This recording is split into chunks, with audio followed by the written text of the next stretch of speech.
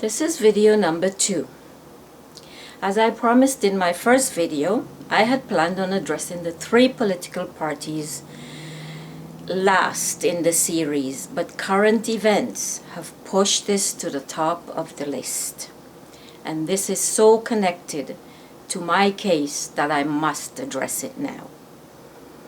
As everyone may have heard, Prime Minister Justin Trudeau is in big trouble for asking his then Justice Minister Jody Wilson-Raybould to not criminally prosecute SNC-Lavalin for alleged bribes in Libya. It is not clear if he asked or demanded. He said she is free to speak to anyone on the matter.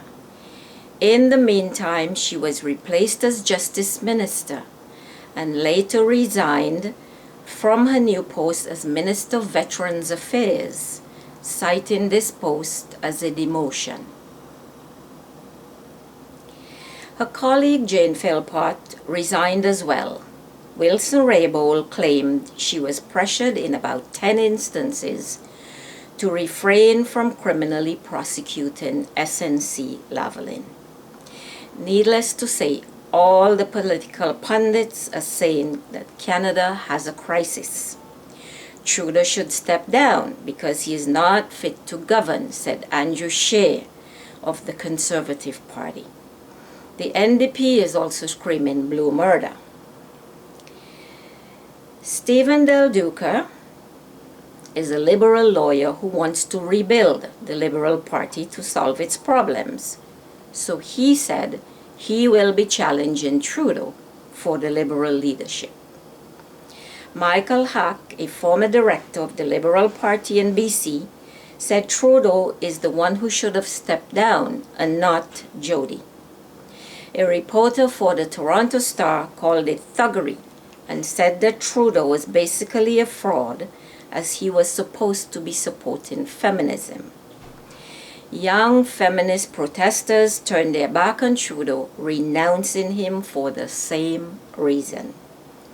The polls indicate that Canadians are turning to the Conservatives as an alternative to the Liberal Party due to this kerfuffle.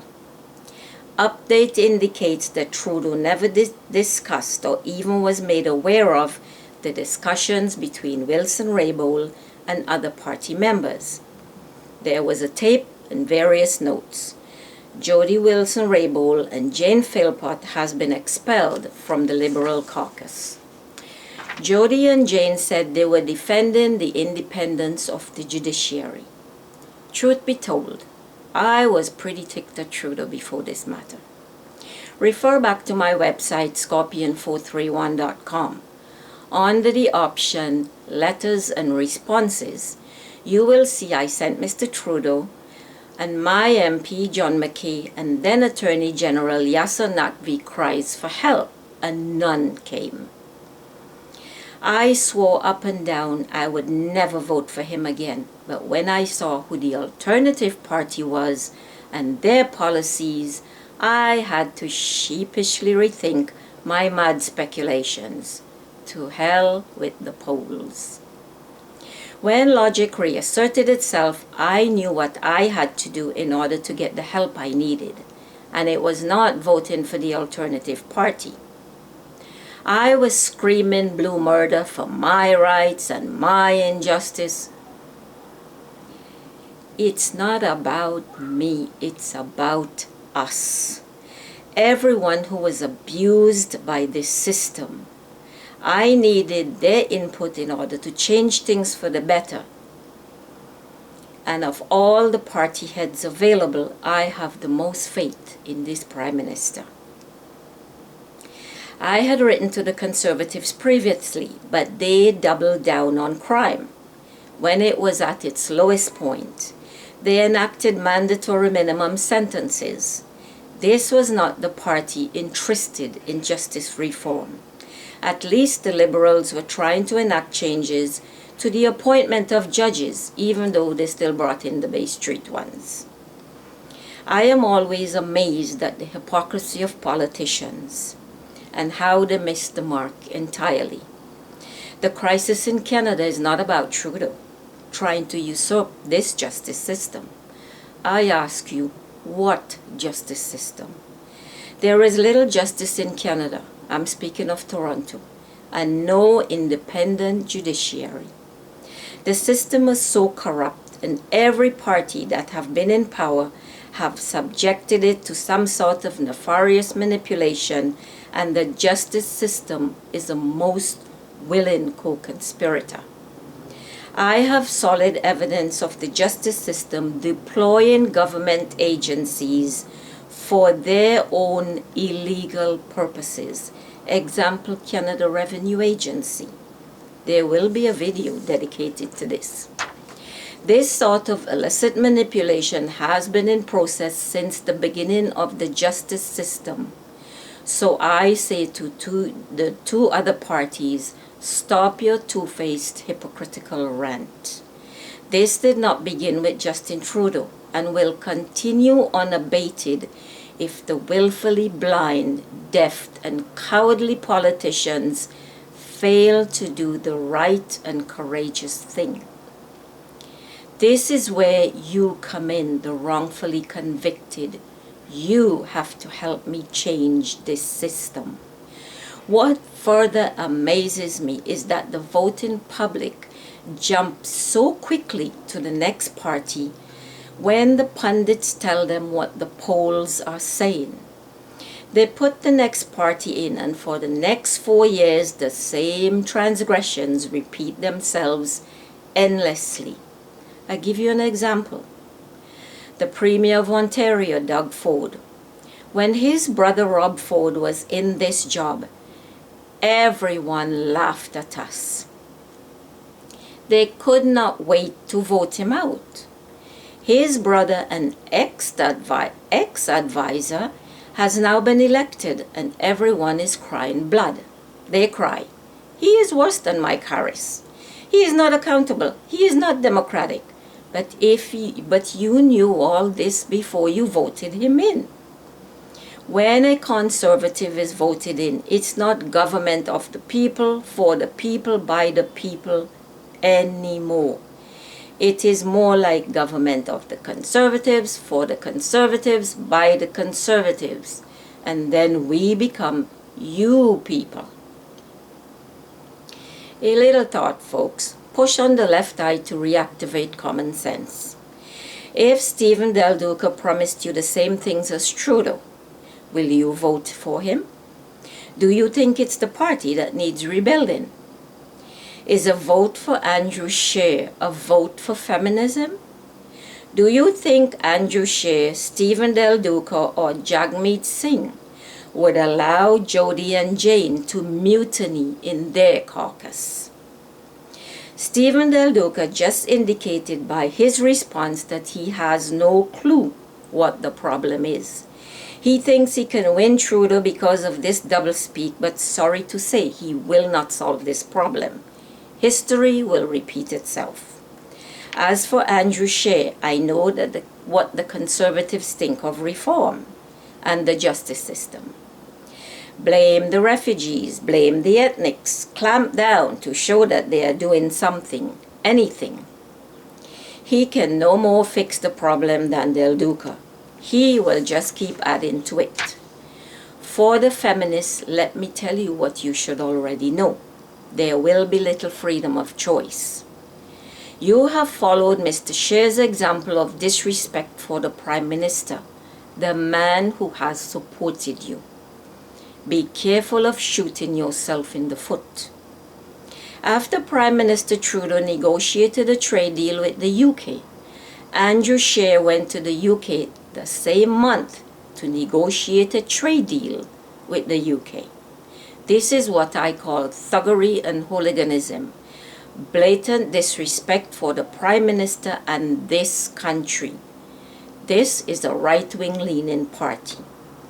I am always looking for new ideas floated by the parties. But what I see here are old, resurrected, refurbished, and recycled ideas based on fallacies. So yes, if you want to get Trudeau out of power, vote Conservatives. But then the chaos, hate, confusion, and little choice will be for the next 4 years. So much for feminism. Jody, Prime Minister Trudeau, Conservative Party. Canadian public. Stephen Del Duca, Michael Hack. It is not the party that needs rebuilding. It is the practices of the whole frickin' government. No matter who is in power, all three branches of it, and most of all, the independent judicial system. They need to rediscover ethics, morals, and a willingness to abide by the rule of law. I vote for Prime Minister Trudeau. I simply cannot see Andrew Scheer absorbing or supporting reform to this system. It works too well for him now. Jody Wilson-Raybould, I have a personal message for you.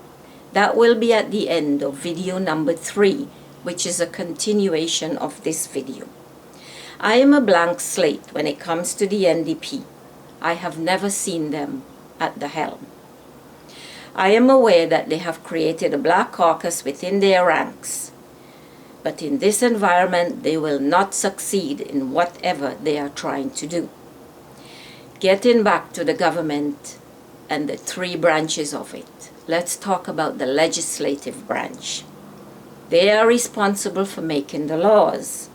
So please tell me why from the beginning of Canada, children have been targeted and there are still no laws to prevent such abuse. Is it because it is the very people who are supposed to protect find it politically expedient to exploit the most vulnerable so they can look as though they are doing something? Let's talk about the first Prime Minister of Canada. Removing Native children from their parents, calling them savages, only to have them molested, starved, raped, beaten, and in some instances killed. I do understand that this was a thing for slavery, and it happened in New Zealand and Ireland. But after you copied such heinous practices, it became a part of your fabric. It has never stopped, and the legislature never intervened. Before the Native problem could be properly resolved after decades, Dr. Smith, a forensic psychologist, started creating a name for himself by lying about evidence to convict innocent parents for allegedly murdering their children. Even when they choked on their vomit, he cited sexual deviancy. No one bothered to question anything. This went on for decades. Then he was sent home after losing his license. Some families lost more than one child, but they were all poor or ethnic, so no big deal. Only through Innocence Canada did they get a little financial restitution. Before this fiasco was halfway through, there was Mother's Risk at the Hospital for Sick Kids, where poor mothers were once again losing their children to junk science. The perpetrator, Gideon Corren, went on to a foreign country to ply his ways. After the fact, his work is being looked at for accuracy of all things.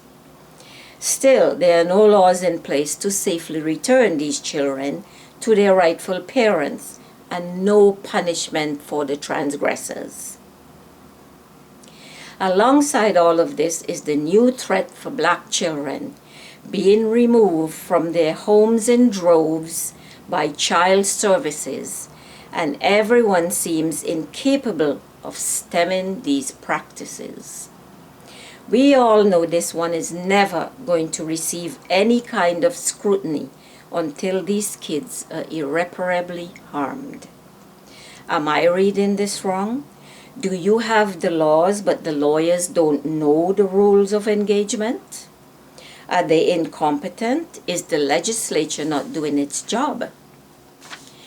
The judiciary, which is another branch of government, is supposed to interpret the laws and apply them fairly.